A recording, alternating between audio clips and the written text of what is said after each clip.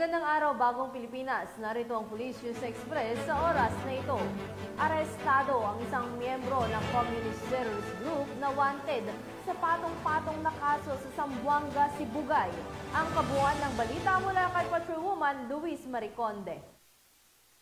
Ang citizen member at most wanted person regional level sa kasong multiple attempted murder at direct assault with frustrated homicide sa ikinasang law enforcement operation ng CIDG Regional Special Operation Team 9. Katuwang ang intelligence operative ng 904th Maneuver Company, Regional Mobile Force Battalion 9, Regional Intelligence Unit 9, PNP Intelligence Group, 55th Special Action Company, 5th Special Action Battalion, 12th MICO, 1st MIB, 1st Infantry Division, Philippine Army, Provincial Intelligence Unit Zamboanga Sibugay Police Provincial Office at 2nd Zamboanga Sibugay Provincial Mobile Force Company sa Barangay Sanito Ipil, Zamboanga Sibugay noong ika-4 ng Nobyembre taong kasalukuyan. Kinilala ng mga otoridad ang suspect na si alias Gar, 36 anyos, walang asawa at residente ng Barangay Tinuyup, Leon B. Postigo, Zamboanga del Norte. Ayon sa ulat, naging matagumpay ang pagkakaaresto sa suspect ng CIDG Regional Special Operation Team 9. Maharap ang suspect sa kasong multiple attempted murder sa ilalim ng criminal case number 2021-04-162168 na inihain ni Honorable Anthony D.T.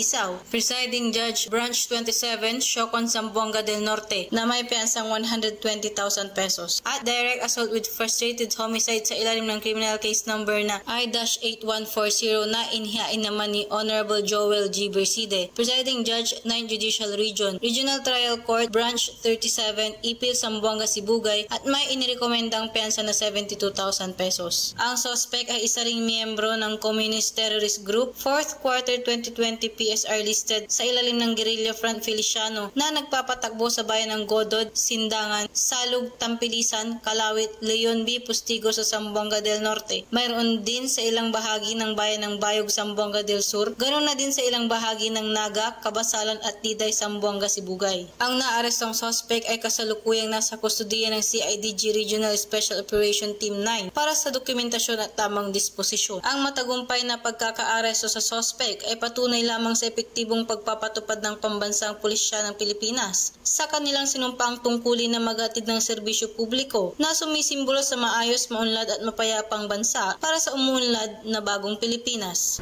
Mula dito sa Zamboanga, Sibugay, ako ang inyong PNN correspondent, Patrolwoman Luis Mariconde, alagad ng batas, tagataguyod ng Balitang Pulis.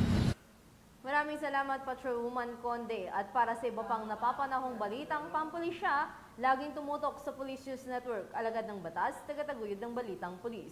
Ako po si Police Corporal Maria Elena del Santos, nagbabalita para sa Police News Express.